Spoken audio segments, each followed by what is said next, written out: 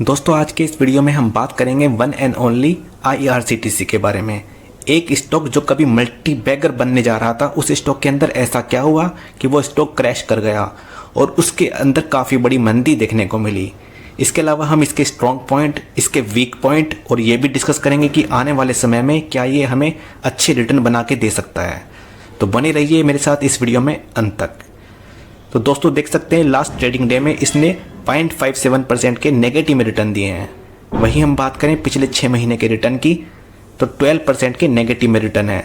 लेकिन पिछले 4 साल में, क्योंकि इसको मार्केट में लिस्ट हुए 4 ईयर्स के आसपास ही हुए हैं, उन 4 ईयर्स में इसने 310% के रिटर्न दिए हैं। यानी पिछले 4 साल में आपके पैसे को 4 गुना बना दिया है। अब हम इसका मार्केट कैप देखें तो 51,000 करोड़ का है।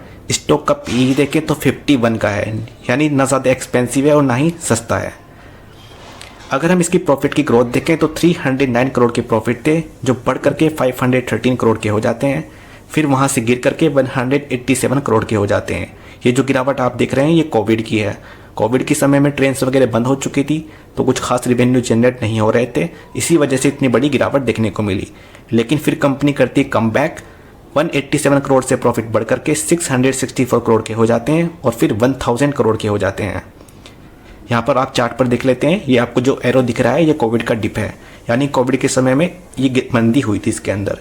इसके बाद में इसके प्रॉफिट बढ़ते हैं 187 करोड़ से 664 करोड़ के और स्टॉक करता है कम बैक। यानी कितने ज़बरदस्त रिटर्न बना करके दिए इसने यहाँ पर।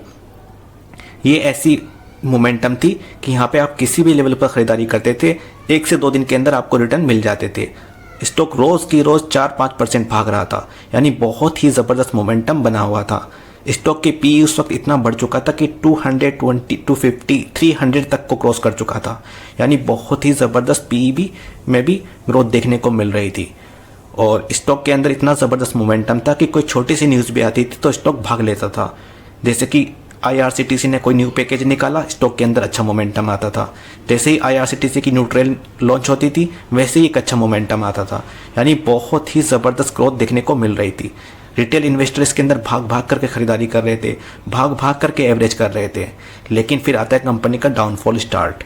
ये इसका पीक बनता है, यहाँ से होता है स्टॉक स्प्लिट, यानी स्टॉक स्प्लिट होता है और स्टॉक के अंदर क्रैश होना स्टार्ट होता है। उसके बाद में फिर और गिरता है स्टॉक, ये जो आपको लाइन दिख रही होगी लंबी सारी। और यहाँ पर क्या होता है कि गवर्नमेंट की तरफ से एक न्यूज़ आती है कि गवर्नमेंट कहती है कि आप जो कन्वीनियंस फ़ी अर्न करते हैं उसका 50% आपको हमें देना होगा। स्टॉक बहुत बुरी तरह से गिरता है, लेकिन फिर गवर्नमेंट की तरफ से न्यूज़ आती है कि हम कोई कन्वीनियंस फ़ी अभी नहीं ले रहे हैं। स्टॉक के अंदर रिकवरी हो जाती है, लेकिन मार्केट के सेंटीमेंट्स इस स्टॉक को लेकर पूरी तरह से ख़राब हो जाते हैं, क्योंकि गवर्नमेंट का ये कहना है कि अभी हम कोई कन्वीनियंस फ़ी नहीं ले रहे हैं। इसका मतलब ये है सीधा सा कि आने वाले समय में ले भी सकते हैं।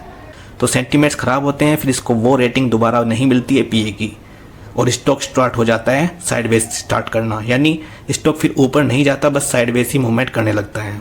फिर आता है बेयर फेज और स्टॉक थोड़ा और नीचे गिरता है और वहाँ पर भी कंसोलिडेट करता है। यानी स्टॉक के अंदर कोई भी पॉजिटिव मोमेंटम देखने को नहीं मिलता है, या फिर पॉजिटिव सेंटीमेंट्स इसके स्टॉक को लेकर के मार्केट में डेवलप नहीं होते हैं।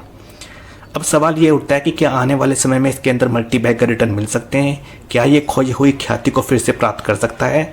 तो ये हमारे सामने एक सोचने वाली बात है। तो दोस्तों अगर आपको ये स्टॉक पसंद आता है, आपको लगता है कि आपको इसके अंदर इन्वेस्टमेंट करना चाहिए, तो ये आपको ध्यान में रखना चाहिए। गवर्नमेंट रेगुलेटेड कंपनी है, यानी गवर्नमेंट कभी भी इसके अंदर इस तरह की चीज़ ला सकती है, जैसे कन्वीनियंस फ़ी मांग ली आधी या कुछ भी मांग लिया, तो आपको उसके लिए रेडी रहना है। वो न्यूज़ आएगी तो स्टॉक बुरी तरह से फिर से क्रैश कर जाएगा। तो इसीलिए अगर आपको इसके अंदर इन्वेस्टमेंट करना भी है तो मैं इस स्टॉक के 4 सबसे स्ट्रॉन्ग पॉइंट को कवर कर लेता हूं, जिससे आपको इस स्टॉक के अंदर कन्विक्शन बिल्ड करने में हेल्प मिलेगी। तो आप देख सकते हैं ये टॉप से 50% के डिस्काउंट के साथ में अवेलेबल है, यानी ऊपर से 50% गिर चुका है। तो अगर आप यहाँ पर इसके अंदर इन्वेस्टमेंट करते हैं तो डाउन साइड की संभावना काफ़ी कम है। लेकिन यहाँ से आपको अगर ये अपने ऑल टाइम हाई पर भी पहुँचता है तो आपको 100% के रिटर्न मिल रहे होंगे। दूसरा स्ट्रॉन्ग पॉइंट देखें तो इसका PE, जिसका PE 300 से भी ऊपर जा चुका था, अभी वह 51 के PE पर ट्रेड कर रहा है, यानी अपने मीडियन 75 से भी नीचे है। तो यानी वैल्यूएशन भी काफ़ी अच्छी देखने को मिल रही है। तीसरा स्ट्रॉन्ग पॉइंट देखें तो प्रॉफिट की ग्रोथ। 309 के करोड़ के प्रॉफिट थे जो बढ़ करके 513 के हो जाते हैं, यानी ऑलमोस्ट 70% की जंप देखने को मिलती है।